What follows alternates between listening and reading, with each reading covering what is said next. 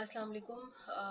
Last वाली video जो है वो पता नहीं कैसे स्टॉप हो गई थी, तो some points were left, so I am making another small video audio so that you can understand the remaining stuff. तो I was talking about the arc elasticity. तो arc elasticity के लिए definitely I'll go down. यहाँ पर मैं लिख रही थी arc elasticity, ठीक है। तो ये हमारे पास प्राइस इलास्टिसिटी का फॉर्मूला है, और ये जो है इसके अंदर पॉइंट इलास्टिसिटी में ये मैं लिख रही थी यहाँ पे। तो ये डन है, और ये कोई जो है वो स्पेसिफिक पॉइंट होता है जिसके ऊपर आपने इलास्टिसिटी मेजर करना है। As I told you earlier that elasticity changes at every point.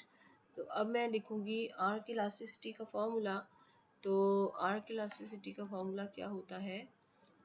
It's same like this one, only difference is elasticity is equals to delta Q D over delta P. यहाँ पे कोई change नहीं है, लेकिन यहाँ पर क्या होता है, प्राइस की जगह एवरेज प्राइस आती है। किस चीज़ की average? Point E and F की जो प्राइसेस है उनकी average. So we call it P1 plus P2 by 2। दो पॉइंट की एवरेज ऐसी निकलती है ना। और यहाँ पर क्या आ जाएगा? क्यू की बजाय average of Q divide by 2। तो इसका फ़ायदा क्या होगा? इसका फ़ायदा ये होगा कि ये पॉइंट इलास्टिसिटी है, बल्कि उस पूरी सेगमेंट की इलास्टिसिटी है। अच्छा देखो, इसको सिंप्लीफाई करने करेंगे तो ये 2 और ये 2 कैंसिल आउट हो जाएगा। So actually this formula ended up with delta q by delta p into p1 plus p2 divided by q1 plus q2। ये है आर्क इलास्टिसिटी, ठीक है, ये है आर्क इलास्टिसिटी। तो ये फॉर्मूला आपके पास है और नंबर्स आपको मैंने दिए हुए हैं, और आपने आर्क इलास्टिसिटी को खुद कैलकुलेट करना है। तो वी आर एक्चुअली हमने जो है ना अभी तक इलास्टिसिटी को डिस्कस कर लिया है। इलास्टिसिटी डिस्कस हो गई है, जिसमें इलास्टिसिटी का डेफिनेशन, इलास्टिसिटी का formula, point elasticity, arc elasticity, और फिर प्राइस इलास्टिसिटी की डिफरेंट वैल्यूज़, और उसके साथ स्लोप का रिलेशनशिप, एंड फिर different type of elasticity values and corresponding demand function की slopes. That's what we have discuss so far. तो अब आ जाते हैं दूसरा वाला कॉन्सेप्ट, जो कि बी कॉन्सेप्ट है, पॉइंट इनकम इलास्टिसिटी। ठीक है जी, इनकम इलास्टिसिटी भी डिमांड की इलास्टिसिटी है, क्योंकि सप्लाई की भी होती है ना।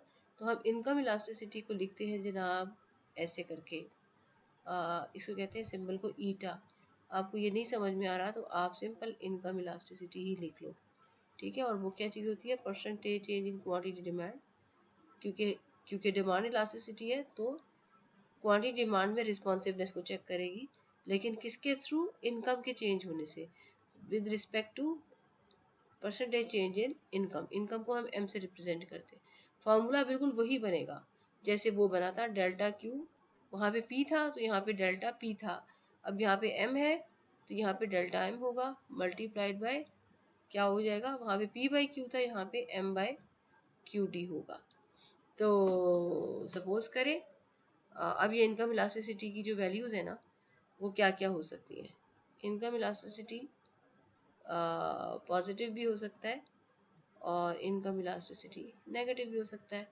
इनकम इलास्टिसिटी ग्रेटर देन 1 भी हो सकता है, and income elasticity equals to 1 भी, लेस देन 1 भी हो सकता है, ठीक है जी। और यहाँ पर एक और वैल्यू भी आती है, इनकम इलास्टिसिटी इक्वल्स टू 0 भी हो सकता है। तो अगर मैं इसकी एक लाइन बनाऊँ इस तरह से करके, ठीक है, यहाँ पे आ रही है इनकम इलास्टिसिटी की डिफरेंट वैल्यूज, 0 से 1 और लेसन। सो यहाँ पर क्या है? इनकम इलास्टिसिटी नेगेटिव, और यहाँ पर क्या है? इनकम इलास्टिसिटी पॉजिटिव, और ये क्या है? इनकम इलास्टिसिटी 0, और ये क्या है? इनकम इलास्टिसिटी लेस देन 1, और 1 की कोई वैल्यू नहीं है, ठीक है। और ये क्या है? यहाँ तक income elasticity is greater than 1। तो ये इससे होता क्या है? इससे होता कुछ भी नहीं है, सिर्फ नेचर ऑफ द कमोडिटी हो जाती है डिक्लेयर। तो पहला हम पॉइंट लेते हैं, if income elasticity is equal to 0, मतलब percentage change in quantity demanded over percentage change in income is equal to 0। ये 0 कैसे आएगा? अगर ये न्यूमरेटर जो है वो इक्वल टू 0 होगा, तो इसका क्या मतलब हुआ? No change in quantity demand. So ये किस तरह की प्रोडक्ट है? It's a kind of product where change in income is not affecting किसे? क्वांटिटी डिमांडेड, तो ऐसी प्रोडक्ट्स को this commodity is called income neutral good, income neutral good. ठीक है जी। और दूसरा आ जाते हैं इनका, अगर आती है ये पॉजिटिव, उसका क्या मतलब है, percentage change in quantity demanded और percentage change in income is greater than zero. इसका मतलब है if there is increase in M, percentage change implies increase in quantity demanded. ठीक है। और इसके कॉरस्पॉन्डिंग अगर मैं एक और फार्मूला लिखती हूँ थर्ड, जिसमें मैं लिखूंगी income elasticity is negative, so basically this thing is negative, so मतलब increase in M is actually resulting in decrease in quantity demanded. तो ये कौन सी कमोडिटीज होती हैं, जब इनकम के इंक्रीज करने से if there is increase in a quantity demand then these commodities are called normal good.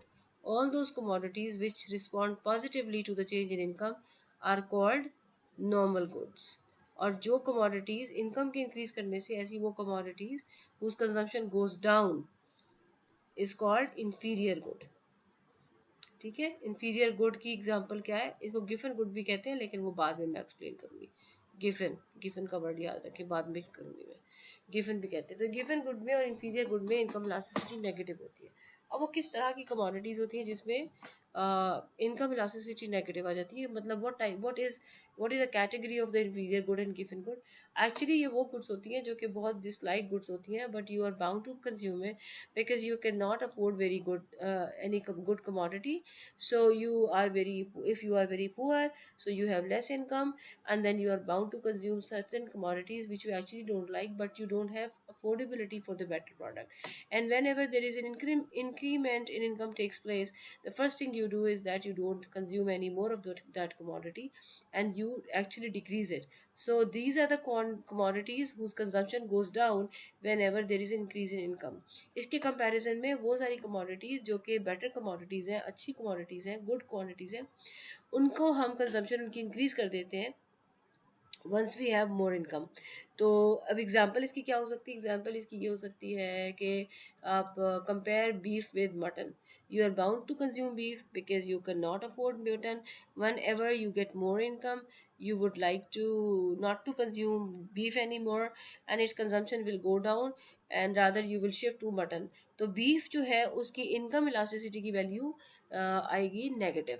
लेकिन अगर आप इनकम इलास्टिसिटी निकाल रहे हो मटन की which is already taken as a good product, तो अगर आपके पास पैसे ज़्यादा आ जाते हैं so you will be able to afford more in of the mutton and you will buy more, तो वो नॉर्मल गुड है। सो उसके बाद तीसरे के बाद नंबर 4 पे है ज़ीरो हो गया, ग्रेट। अभी आ गया इनकम इलास्टिसिटी ग्रेटर देन 1। अब इनकम इलास्टिसिटी को जब हम डिफाइन कर रहे हैं, percentage change in quantity demanded to the percentage change in income, इसका मतलब है कि ये ग्रेटर देन 1 का मतलब है कि जैसे न्यूमरेटर जो है जैसे 3 है या 4 है और ये 1 है, यानी it has to be any number greater than 1। ठीक है जी। तो ये कैसा होगा, इसका मतलब है कि अगर एक 1% इंक्रीज हुआ है इनकम में तो correspondingly consumer is increasing 3% of this particular commodity. तो ऐसी कमोडिटीज कौन सी होती हैं जो इनकम के इंक्रीज करने से जिसकी कंजम्पशन बढ़ती है, वो होती हैं लग्जरीज। इसका मतलब है any the luxuries has income elasticity value greater than 1, या if income elasticity is greater than 1 for any commodity we will call it luxury। तो ये लग्जरी की डेफिनेशन भी आ गई है। ठीक है। इसी तरह से अगर कोई कमोडिटी है उसकी इनकम इलास्टिसिटी लेस देन 1 आ रही है तो ग्रेटर देन 1 वालों को तो हम लग्जरी कहेंगे, तो ऐसी कमोडिटीज को हम क्या कहेंगे, नेसेसिटीज। सो नेसेसिटीज की इनकम इलास्टिसिटी लेस देन 1 होती है। सो न्यूमेरिकल आप इसका एक छोटा सा ले लो। What do you need, you suppose have numerical एक मैं दे देती हूँ और ख़ुद करना है। ठीक है जी। सपोज करें कि आपके पास डेटा है प्राइस का, क्वांटिटी डिमांडेड का, प्राइस क्वांटिटी डिमांड 5, 30, 10, 25 ये आपके पास ये है, और इनकम जो है वो आपके पास है जी, सपोज करो पहले पास कंज्यूमर के पास जो इनकम थी M1 कह दो उसको, वो थी जी 100 रुपये, और बाद में जो इनकम इंक्रीज हुई है M2 कह दो, वो हुई है जी 200 रुपीज़। अब आपने क्या कैलकुलेट करनी है, ये वैल्यू ये खुद करनी है आपने, ठीक है, फॉर्मूला आपके पास है। आगे चलते हैं, क्रॉस इलास्टिसिटी, सी है क्रॉस इलास्टिसिटी। क्रॉस इलास्टिसिटी का फॉर्मूला मैं आपके सामने लिख देती हूँ, इसको हम ऐसे शो करते हैं EXY, ठीक है जी। और ये होती है percentage change in quantity demanded of X, किसी X प्रोडक्ट की डिमांड में चेंज, जबकि प्राइस किसी की चेंज होगी किसी और कमोडिटी की। इसका फॉर्मूला क्या होता है, delta QX DX over delta PY into PY over QDX, ठीक है, ये फॉर्मूला है। और क्रॉस इलास्टिसिटीज की वैल्यूज की दो पॉसिबल वैल्यूज क्या हो सकती हैं, पहली कि EXY कैन बी पॉजिटिव, और second EXY can be negative. EXY positive होने का मतलब है कि किसी कमोडिटी की प्राइस बढ़ी तो उसके कॉरस्पॉन्डिंगली दूसरी कमोडिटी की डिमांड बढ़ गई। तो ये कौन सी सब्स्टिट्यूट, X और Y आर सब्स्टिट्यूट्स, और इसमें क्या होगा, X and Y are complementary goods, complements, ठीक है। सब्स्टिट्यूट कैसे, पेप्सी एंड कोक। कॉम्प्लीमेंट्री क्या है, petrol and car, bread and butter, bread and butter, ठीक है जनाब। तो ये हो गया आपका इलास्टिसिटी का ख़त्म काम। उसके बाद आप आ जाते हैं सप्लाई की इलास्टिसिटी पर, इलास्टिसिटी ऑफ सप्लाई, और वो एक ही कॉन्सेप्ट है, वो क्या है, elasticity of supply with respect to price, percentage change in quantity क्या, supply with respect to percentage change in price. Formula वही है, delta QS over delta P into P by QS। Numbers आपको दे दिए जाएं तो you will be able to get it. इसकी value जो है वो पॉजिटिव ही आएगी, और इसमें आप तीन वैल्यूज़ को डिस्टिंग्विश करोगे, चार पांच values, is infinity, is greater than 1, is greater than, is equals to 1, is less than 1, is equals to 0। तो वही सारी की सारी जो पांच मैंने डिस्क्रिप्शन पहले दी थी वही देंगे। इसके अलावा हम इसके अंदर दूसरी कोई ख़ास प्रोबेबिलिटी इलास्टिसिटी कैलकुलेट नहीं करते। तो ये इलास्टिसिटी वाला भी कंप्लीट हो गया। अब हम इसमें रिव्यू कर, we are done with the elasticity things. हमने जो चीज़ें कंप्लीट करनी है वो आपको मैंने पहले भी बता दी थी। तो ये रिव्यू जो है, ये स्लाइड्स जो है मैंने, I have uploaded the slides, so let's have a review of what we have done so far. सो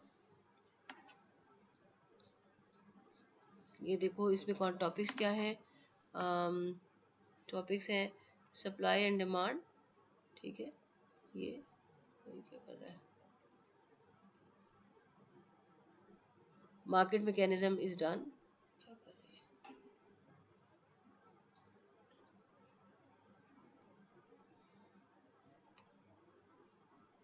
हैं, एंड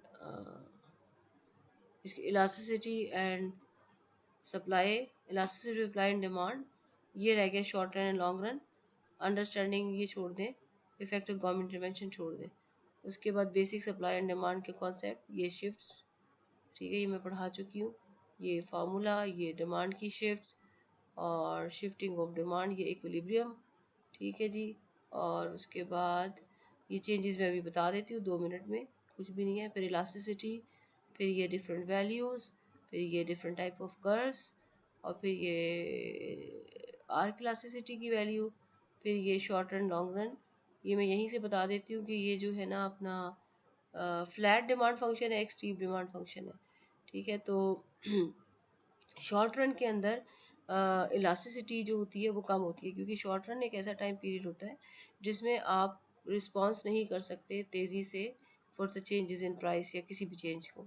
तो whenever we talk about the short run, it will be having inelastic products and long run is defined as a elastic product। तो ये इस तरह से है, इसमें को इस तरह से ये शॉर्ट रन लॉन्ग रन के अंदर supplier, in the short run supplier is not able to respond to the prices very quickly, so in the short run if supply elasticities are slower and जितनी कम elasticity कम होती है, आपको पता है elasticity और स्लोप में ऑपोजिट रिलेशन होता है। तो steeper demand supply function is coherent with low elasticity of supply, बिल्कुल वही वाली स्टोरी है, कोई ख़ास बात नहीं है, ठीक है जी। और फिर ये इक्विलिब्रियम है, understanding the predicting the effect of change in market conditions, और ये क्या है, इसकी ज़रूरत नहीं है आपको। और फिर है effect of the government intervention, right now we will not be discussing the government intervention इसके अंदर, so that is the end of the slides. तो सिर्फ एक चीज़ जो रह गई है वो मैंने इधर से रिव्यू कर लिया है, so I would be doing the last thing which is left from this chapter, और फिर हम उसके बाद जो नेक्स्ट हमारी क्लास होगी उसमें हम will start with the third chapter, okay. तो यहाँ पे मैं आपको वो चीज़ बता देती हूँ, वो है changes in supply and demand.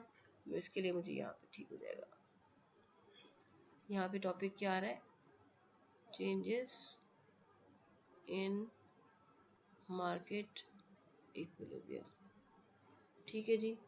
तो मार्केट इक्विलिब्रियम क्या है, ये है क्वांटिटी डिमांड, क्वांटिटी सप्लाई, ये है प्राइस, ये है डिमांड फंक्शन, और ये है आपका सप्लाई फंक्शन, ये है आपका equilibrium, and this one is P bar and this one is Q bar. अभी तक तो कोई चीज़ ख़राब नहीं है, सब कुछ एग्जैक्टली चल रहा है जैसे हम चलाते हैं। फिर क्या हुआ कि इक्विलिब्रियम सब कुछ आ गया, कंज्यूमर की इनकम राइज हो गई, तो किस पे इफेक्ट आएगा, डिमांड विल इंक्रीज, इंक्रीज का मतलब है शिफ्ट अप, शिफ्ट अप होगी तो क्या सिचुएशन होगी, ये सिचुएशन होगी, क्यों आई, बिकॉज ऑफ इनकम इंक्रीज। तो क्या हुआ, एग्जिस्टिंग जो आपकी प्राइस है, जो कि एग्जिस्टिंग मार्केट इक्विलिब्रियम है, उस पर क्या हो रहा है, ये देखो, आई एक्सटेंड दिस लाइन, इस एग्जिस्टिंग प्राइस के ऊपर new demand, previous supply function and new demand function, इसकी जो है सिचुएशन अगर हम देखेंगे तो ये जो चीज़ है इट इज़ कॉल्ड, ये क्या चीज़ है, इसको कहते हैं एक्सेस, इसे कहते हैं एक्सेस डिमांड, ठीक है जी। और whenever there is excess demand, तो क्या हुआ, क्या है, Q bar and P bar was market equilibrium. M level increases, D shift up. At P bar there is excess demand. Excess demand leads to increase in price. Upward pressure in price results in two things. One, upward price decreases demand and increases supply. So gap between supply and demand decreases, and you may end up to the new equilibrium which is E1, ठीक है जी। और इस E1 पे हुआ क्या कि you will get Q bar 1, P bar 1. So final equilibrium will be Q bar is greater than Q bar 1 is greater than Q bar and P bar 1 is greater than P bar. New equilibrium पे price और quantity दोनों बढ़ जाएगी। इसी तरह से मुख्तलिफ factor जब चेंज होते हैं तो सप्लाई डिमांड चेंज होती है। तो हमारे पास सिचुएशंस क्या आ सकती है, हमारे पास सिचुएशंस हो सकती हैं, चेंजेस कौन कौन सी हो सकती है। नंबर वन, जो हमारे पास चेंजेस हो सकती है वो कौन कौन सी हो सकती है। Number one, increase in demand, second decrease in demand, ठीक है, increase in supply, decrease in supply. तीसरी, increase in demand and decrease in supply, ठीक है जी। चौथी, decrease in demand and increase in supply. तो ये सारी हो सकती हैं, ठीक है जी। तो मैं कुछ थोड़ी सी बनाती हूँ यहाँ पर आपके लिए। यहाँ पे मैं बना रही हूँ इंक्रीज इन डिमांड और इंक्रीज इन सप्लाई, ठीक है जी। तो ये ग्राफ कैसे बनेगा, Q D Q S price, ये ओरिजिनल और ये ओरिजिनल सप्लाई डिमांड। अब मैं बनाती हूँ दूसरी वाली, ठीक है। ये मेरी shift I increase in demand और ये आया इंक्रीज इन सप्लाई।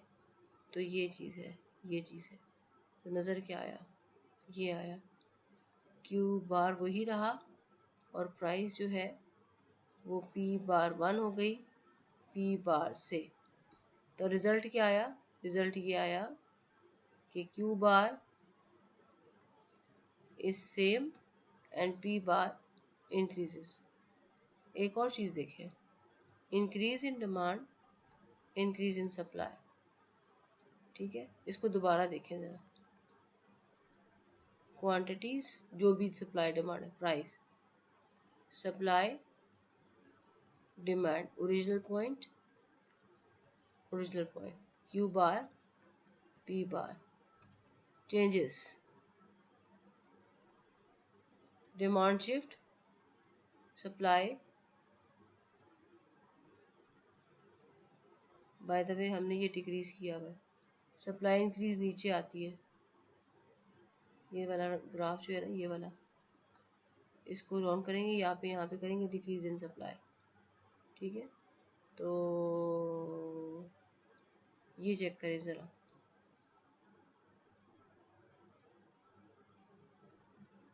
ठीक है, तो नया इक्विलिब्रियम कहाँ पर आ रहा है? ये पहला इक्विलिब्रियम है और नया सप्लाई और नया डिमांड का ये इक्विलिब्रियम है। तो रिजल्ट क्या आ रहा है? Price increase and quantity increase.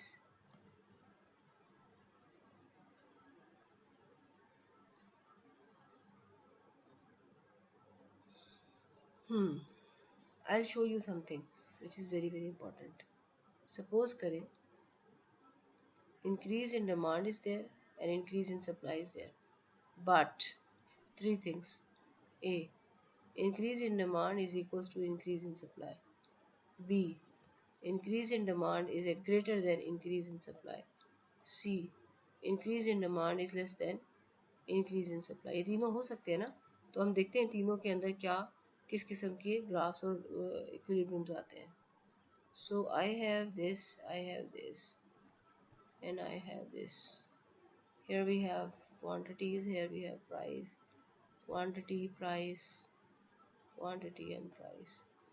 ठीक है, ये है जी demand and demand, and this one is supply.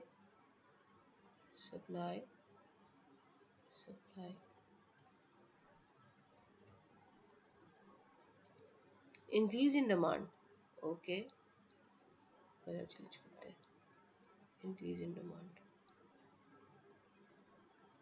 ठीक है, is equals to increase in supply. अब इंक्रीज इन सप्लाई में पहले गलत बनाया था, वो बिल्कुल इसके बराबर होगा। ठीक है जी, ये बराबर होगा तो इधर पे कहीं आएगा। ठीक है, what is happening in the new equilibrium? ये जो होगी ना लाइन, ये वाली, ये ऐसे जाएगी, ये ओरिजिनल वाला है और ये फाइनल वाला।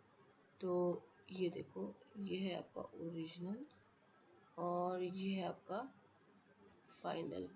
So basically P bar will remain the same, but Q bar 1 और क्यू बार 2 फर्क हो जाएंगे। रिजल्ट क्या है? इसमें प्राइस कांस्टेंट है, सेम रहेगी।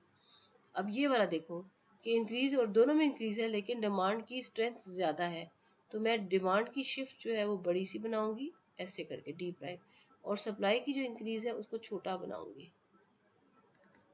ये मेरा ओरिजिनल पॉइंट है, ये मेरा फाइनल पॉइंट है। क्या हो रहा है?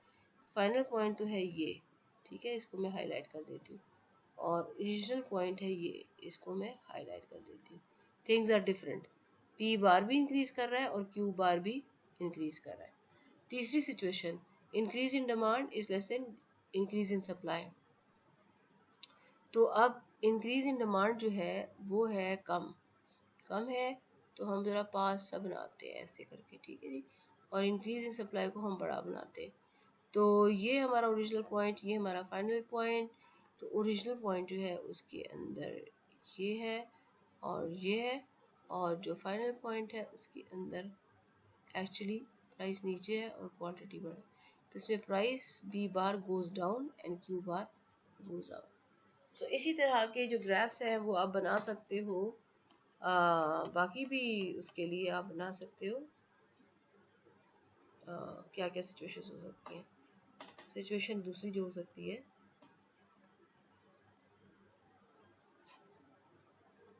Increase in demand but decrease in supply. Situation 3 क्या हो सकती है? 3 decrease in demand, increase in supply. और सिचुएशन 4 क्या हो सकती है? Decrease in demand and decrease in supply. और तीनों में ये सब केसेस है, A B C. Increase in demand is equals to decrease in supply, पहला case. Increase in demand is greater than decrease in supply, दूसरा case. Increase in demand is less than decrease in supply. इसी तरह से इसके अंदर भी ये 3 options आपने डालनी है। तो कितनी सिचुएशंस है? 1 2 3। और कितने सब केसेस है? 3 तो कितने हो गए? 3/3 9 ग्राफ्स। होमवर्क है ये आपका, असाइनमेंट नहीं है, होमवर्क है प्रैक्टिस के लिए। ठीक है जी, ओके, थैंक यू। अब हमारा ये चैप्टर जो है दिस इज डन। और let me review some of the numericals. यहाँ पे इधर चलते हैं, कहाँ पे? यहाँ पे। And this is your book. ठीक है, स्क्रीन रिकॉर्डिंग के बेस में ले आती हूँ मैं। ये आ गई बुक, इसको थोड़ा सा बड़ा कर लेती हूँ।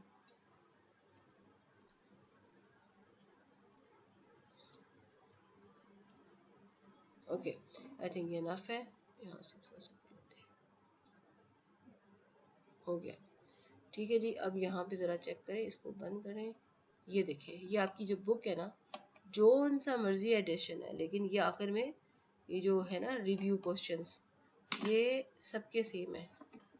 ठीक है, ये सबके सेम है। समरी आ गई, रिव्यू क्वेश्चन आ गए। इसमें से आप इन क्वेश्चंस को आपने रीड करना है और इनको करना है सॉल्व। ठीक है, अब ये क्वेश्चन पढ़े, जैसे suppose the demand curve for a product is given bye Q 10-2P plus PS where P is the price of the product and PS is the price of substitute good। देखो substitute दिया हुआ है तो यहाँ पे positive sign दिया हुआ है, मतलब PS के इंक्रीज करने से Q बढ़ेगा।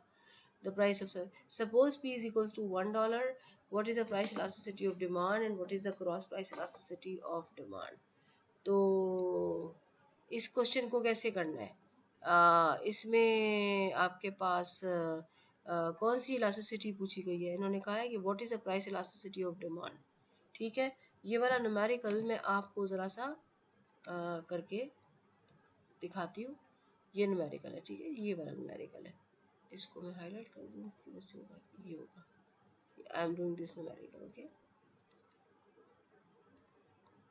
ये वाला न्यूमेरिकल मैं करूँ तो लेट्स मूव ऑन। हमें इक्वेशन क्या है? Q is equal to 10-2P plus PS। ये मेरे पास क्वेश्चन नंबर 11 है मेरे पास, एक क्वेश्चन एंड रिव्यूज के अंदर। ठीक है, तो Q is equal to 10-2P plus PS। तो क्या है? Let's do it.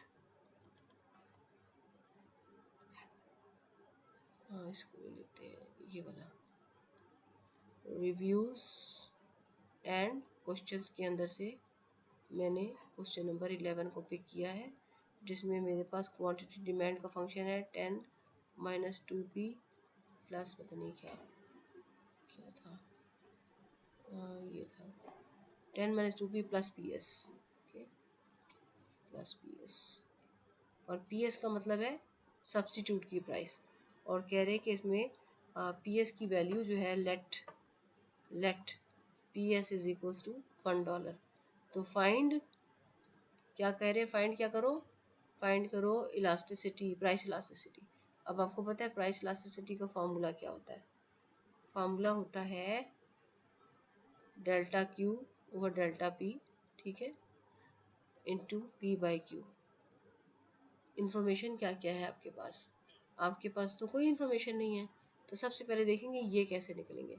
तो remember, for any demand equation जो P का कोफिशिएंट होता है ना, ये वाला -2, ये होता है डेल्टा QD बाय, तो ये मेरे पास ऑलरेडी मौजूद है। Delta QD by delta P क्या है? ये नंबर होता है। अच्छा, अब P और Q चाहिए। ठीक है, तो P और Q के लिए हम इंफॉर्मेशन देखते हैं, वहां पे दोबारा से जाते हैं। ये नहीं, ये वाला where P is the price of the product and PS is the price of substitute, the price of the substitute good is $2।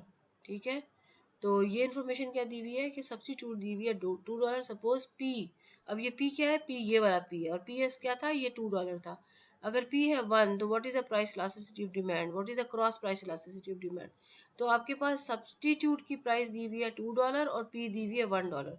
मैंने यहाँ पे कुछ गलत तो नहीं लिखा, हाँ ये गलत लिखा है। तो ये जो चीज़ है ना ये वाली, इसको ठीक कर लेते हैं, ये इसको बिठा दो ज़रा और इससे यहाँ से पेन लेते हैं, इसको यहाँ पे लेके आते हैं। तो क्या हो रहा है, ये था जी कितना $2 और P की वैल्यू क्या दी हुई है $1। ये क्या है, ये इन्फॉर्मेशन है हमें क्वेश्चन में दी हुई और ये हमें हेल्प करेगी। तो चलिए जी वापस चलते हैं इलास्टिसिटी कैलकुलेट करने पे। अब इलास्टिसिटी के फॉर्मूले में मुझे एक ही चीज़ ये चाहिए थी जो कि मैंने कैलकुलेट कर ली, और अब मुझे चाहिए ये कैसे कैलकुलेट करूँगी, how would I do it. तो इसके लिए क्या है, P की वैल्यू आपको क्वेश्चन में दी हुई है वो है 1, वो भी निकल गया, ये पार्ट भी आ गया। अब क्या चाहिए आपको, Q, ये Q कौन सा है, QD, ये आपको चाहिए। कैसे निकालोगे, इस इक्वेशन से, QD is equals to 10 minus 2P plus PS। ठीक है, 10 माइनस 2 और 1, P की जगह पे क्या लगाएंगे, ये वैल्यू दी हुई है 1, और प्लस PS की जगह पे क्या लगाएंगे 2। तो अब आपके पास वैल्यू आ गई 10 माइनस 2 प्लस 2, ये कट गया, आंसर आया 10। ये किसकी वैल्यू है, QD की वैल्यू है। अब मेरे पास P भी आ गई, मेरे पास QD भी आ गई, तो क्वेश्चन मेरा सॉल्व हो गया। P की वैल्यू है 1, QD की वैल्यू है 10, और ये बनता है जी 2 1 ज़ा 2, 2 5 ज़ा 10, -1/5। So product is inelastic. Negative sign को नहीं देखना, सिर्फ इसकी मैग्नीट्यूड को देखना है, वो लेस देन 1 है तो प्रोडक्ट है इन इलास्टिक। ये आपने निकाल लिया ऑन प्राइस इलास्टिसिटी को। अब आपने निकालना है किसे, क्रॉस प्राइस इलास्टिसिटी को। तो क्रॉस प्राइस इलास्टिसिटी क्या होती है, वो होती है EXY, और वो होती है delta QDX over delta PY।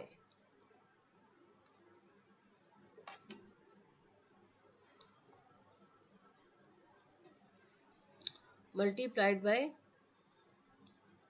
PY over QDX। तो अब ये है क्वेश्चन जिसमें आपको इंफॉर्मेशन क्या क्या चाहिए, आपको चाहिए ये सारी इंफॉर्मेशन, ये और ये। तो हम देखते हैं, दोबारा से मैं अपनी इक्वेशन लिख रही हूँ, QD is equals to 10 minus 2P plus PS। तो ये जो है ना delta QDX over delta PY जो है ना यहाँ पे PS है, ठीक है जी। तो ये क्या चीज़ है, ये है इधर का कोफिशिएंट, यहाँ पे कोई कोफिशिएंट नहीं नजर आ रहा, तो ये 1 है। तो क्या चीज़ है, इसका आंसर है +1। PY की वैल्यू आपको दी हुई है, यस वो तो आपको दी थी $2, ठीक है जी। और QDX आपके पास है, हाँ जी आपने ऑलरेडी कैलकुलेट किया, वो है 10। वैल्यूज इंसर्ट कर दें, +1 into 2 divided by 10, answer is 1/5। अब यहाँ पे हम लेस देन 1 और ग्रेटर देन 1 नहीं देखते, पॉजिटिव और नेगेटिव देखते हैं। So greater than 0, so since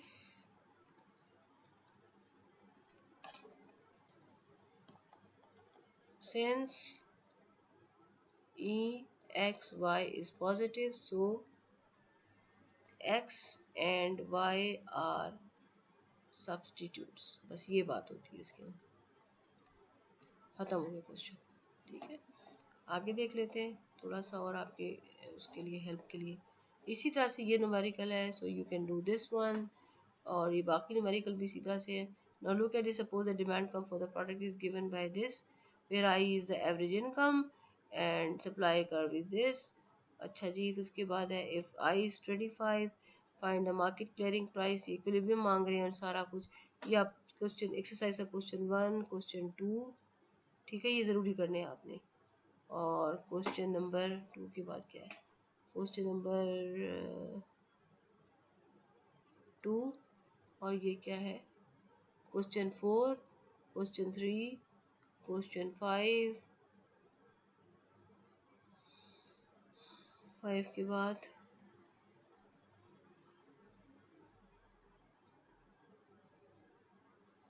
so just go with 1 2 3 4, बाकी भी कर सकते हो, लेकिन 4 क्वेश्चन कर लोगे तो काफ़ी हो जाएगा। तो व्हाट वी आर डूइंग, आपने होमवर्क जो करना है ये सब आपके क्विज का पार्ट बन जाएगा, ठीक है। हर चीज़ मैं आपसे कलेक्ट नहीं करूँगी, एक्सरसाइज में से क्वेश्चन 1 से लेके क्वेश्चन नंबर 4 तक कर लें, तो आपका ये जो है क्विज़ अच्छा हो जाएगा। ओके जी, थैंक यू सो मच, अल्लाह हाफिज़।